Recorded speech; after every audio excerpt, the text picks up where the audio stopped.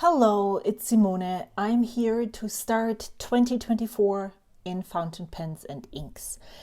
And I decided to film a very dry reference video in the beginning of the year so I can talk about my ideas for this year, the goals, and what type of videos I'm thinking of filming, what they will look like. But I don't really have a lot to show for, so that's why I said boring. I decided, so I'm working. Let's start with the most important thing. This is the Odyssey notebook that I showed you previously. It had a Greek-inspired cover, and I just covered that up and added this 2024 postcard on top. This is a Cosmo Airlight paper notebook. It has 300 pages, and I would like to use this as my ink journal for the year. I started using this in December with the Diamine ink vent, and then I added my 12 days of inks, best of 2023, currently inked in here. And I liked it enough to keep going. It's not necessarily my favorite paper of them all, but it's definitely not bad either. What I like about it is that I can use both front and back of the paper. I can use every page. It does hold up to ink swatches quite well. There is some ghosting and bleed through, as you can see here and here, but it's not so disturbing that I won't be able to use the other side of the page. So I want to talk about what I have at the beginning of 2024 as I'm starting into the year. And then I want to tell you about my inky goals, talk about my Project Inkdown and pens from my pen case videos that I'm planning on doing or that I'm trying to work on. And then I'm thinking of or talking about the ideas I have for videos. But all this to say, before I even start deeper, is that I am taking this as arbitrary rules, as ideal videos to make. If I at some point don't enjoy the videos anymore, then I will stop. If I don't enjoy the arbitrary rules, then I will reevaluate if a project is sustainable for me at all, if I need to tweak the rules, what I need to do in order to make it still work for me and this hobby enjoyable. So I am starting into 2024 with 34 pens that I own. One of those is currently not in my possession. I loaned it to a friend. And then 4 of them, this one single pen is included in this count. And then I do have an additional 6 pens that I have borrowed from other friends. I own 53 ink bottles. 3 of those 53 have not yet been swatched. I am looking, or for me, an ink bottle is everything that is over, wow, I made a mistake, that is over 12 milliliter of ink. So all samples, including the Diamine ink vent bottles, are samples. Everything that is 12 milliliter and under is a sample. And I have a whopping 204 ink samples. 142 of those are swatched. 62 of them I have not yet swatched. So what that means is that I am trying to have a swatching video every Wednesday. I usually swatch 7 inks, so that gives you an idea of when I will be done with swatching all of those inks. And then I will, after this, after all of those videos, I will again reevaluate and see, is this something that I still enjoy? Even if I'm not getting through all of those videos, I still try to figure out, make sure that I maintain videos, hobbies that are sustainable for me. So if at some point during the swatching videos, I feel like I want to swatch them all, then I will do that and maybe not film along. So I'm telling you this right now so that I can hear it too. I don't think that you will hold me accountable and ask for something that I can't give, but that's the idea that I'm approaching this with.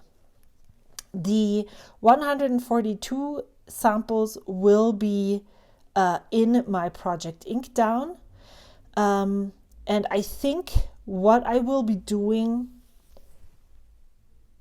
tracking wise, because that's something that I suck at as well, but I do love seeing, for instance, Karina from Karina Loves to Plan does a monthly roundup of her pens and stuff, and I have done that before, but I need to track only the things that are important for me and the ones that I can actually keep track of. So I would like to do some tracking in the ink samples, and I would like to do some tracking in the pens. Well, ink bottles as well, for sure.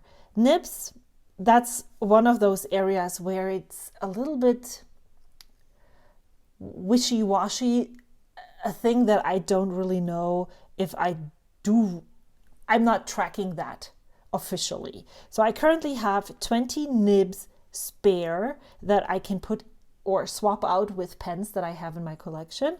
3 of those nibs that are not in pens right now are spare specialty nibs.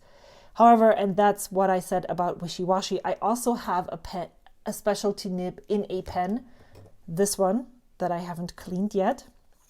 This is a SIG medium nib, and so as well as, for instance, this reverse architect nib, both of those I did not count into this specialty nib count because they're not laying around anywhere. They are needed for pens to write. So it's like, how do I track this and keep it feasible for me so I don't track things that are not really interesting for me at the moment? And the nibs, is definitely not something that I want. I need a specific number. I want to see writing samples of the specialty nibs, and when I have them in specific pens, I want to track that. I do that, but I don't really need a number of how many nibs do I have and all that. So now we're getting to the inky goals. I have 3 main goals. Maybe the tracking would be another one. I could add that too, but I don't want to overwhelm myself. This is a hobby and it's supposed to be fun.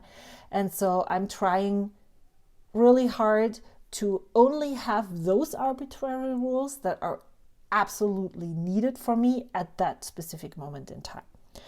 All right, so I would like to embark on Project Inkdown. This term I stole from Miss Marilyn Darling. I think they definitely don't use it in the same way that I will be moving forward. What they do, they described it to me in a comment, is they make art with the ink. Like every sample that they have that is 1 milliliter or less, they put onto watercolor paper and see what watercolor background they can make. That's not what I have in mind for mine. I just like the name because I would love for my ink sample count specifically to go down at some point. Then I also would like to embark on a years later reviews. I talked about this forever in 2023. I never really got around to doing it.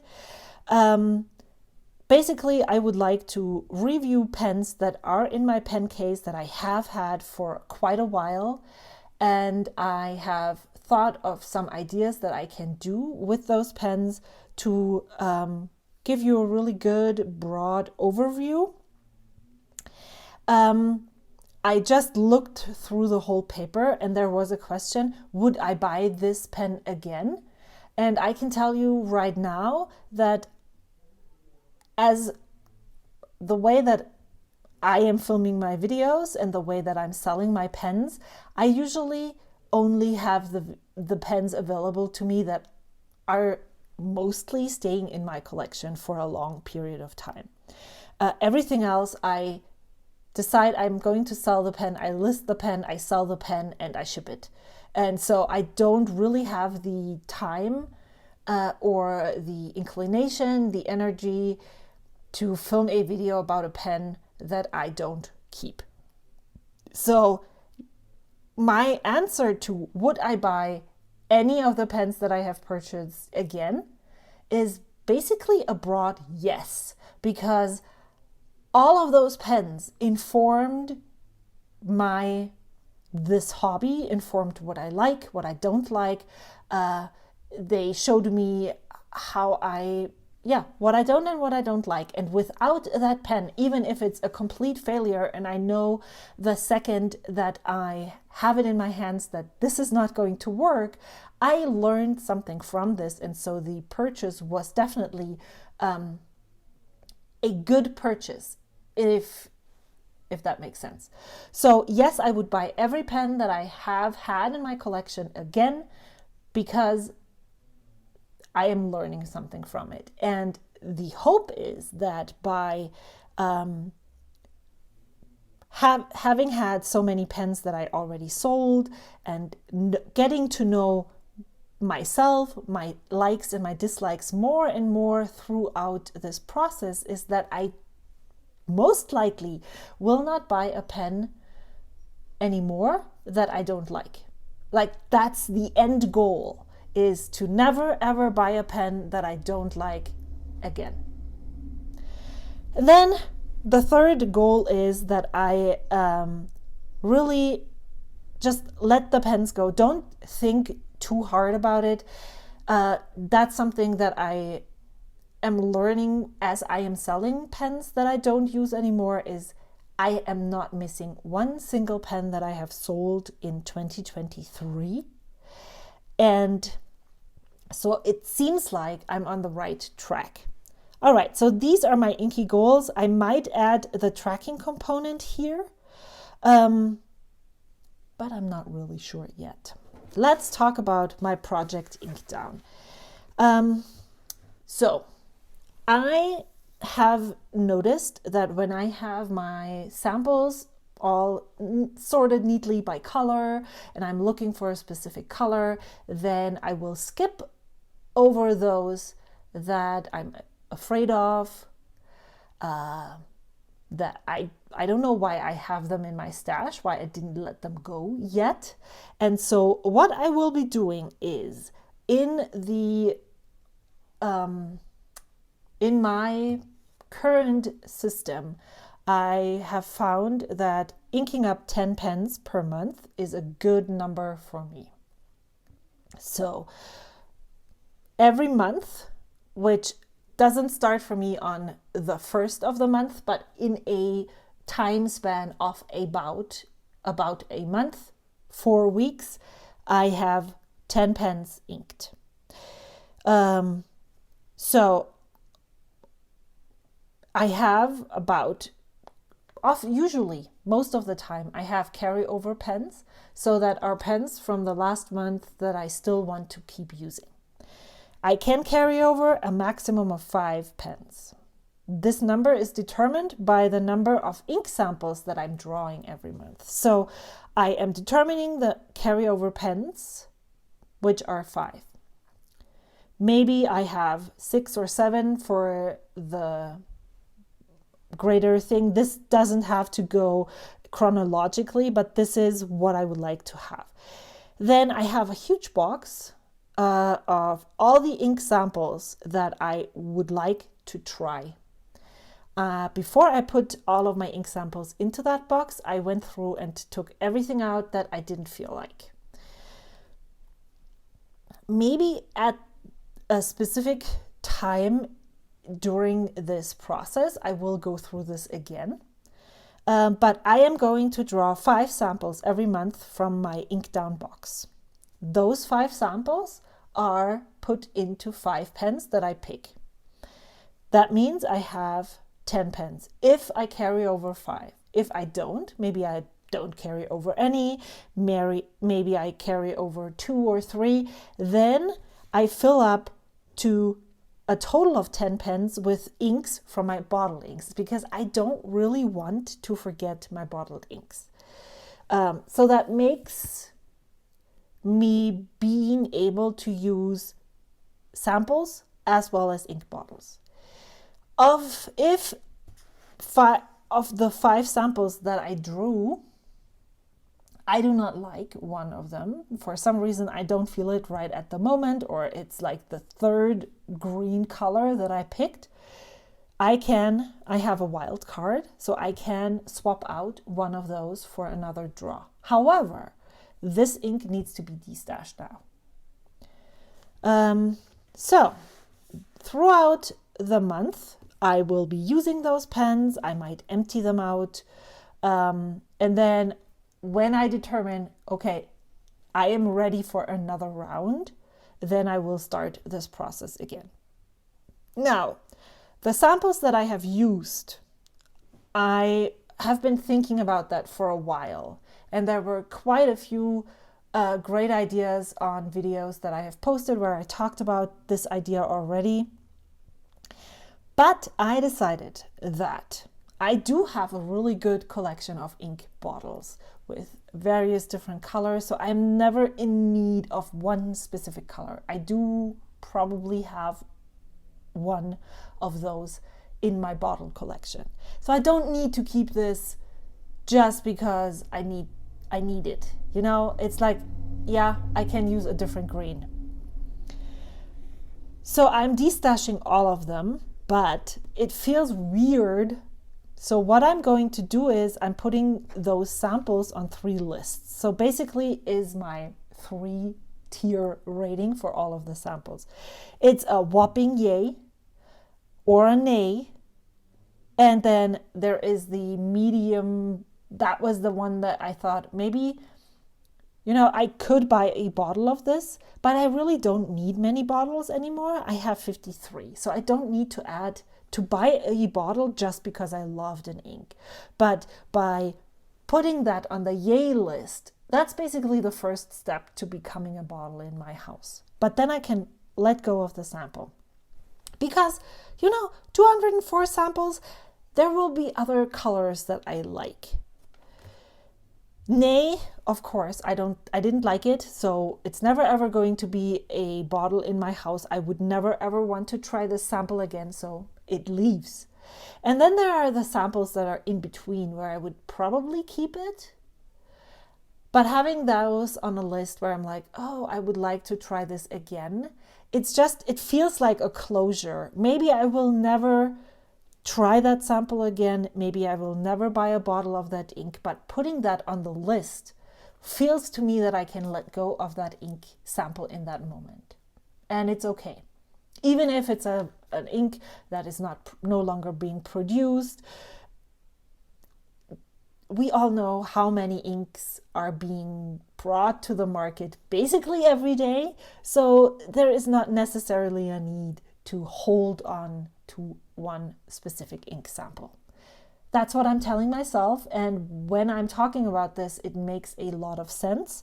So that's what I'm going to try, and I think what I'm going to do is start a list from the back and just see where that takes me. I also need to say one more thing, which is yes. So if I do this every month, so basically 12 months this year, for 12 months this year, then of those 204 samples that I have, I will have used 60. That is not a lot. That's basically not even the number of ink samples that I have not yet swatched. I am aware of that. So basically I'm throwing little stones at those big elephants, and they will not even notice that I'm throwing stones, but that's okay. It's a fun way to use inks that I'm skipping over every time I pick them from my box. I'm just playing with the things that are my hobby. So that's what the Project Inkdown is for. If at any point this doesn't work for me anymore, if at any point I don't enjoy this, if at any point these rules need to be changed, I can. They are arbitrary rules that I made up for myself because I think it is fun. Now, pens from my pen case. As you can see, there is nothing there yet. So what ideas I have is, I would like to pick one pen, and I already have a list. I know what pens I would like to pick. I think I have 12 pens, and I can go on after that because, for instance, my Pelikan M800 next year in December, I can add that to the list because then it's been here for a year. I would like to ink the pen with 4 different inks over a span of 4 weeks. So one ink goes into the pen for 1 week. I would like to use a really wet ink. I would like to use a really dry ink. I would like to use the standard blue ink, Serenity Blue. And then maybe one of the ink samples from Project Inkdown will go in there as well. This is where this goes to the places where I don't really know yet what I want to do. Do I want to put this in here, where this is a paper that I don't necessarily use on an everyday basis? How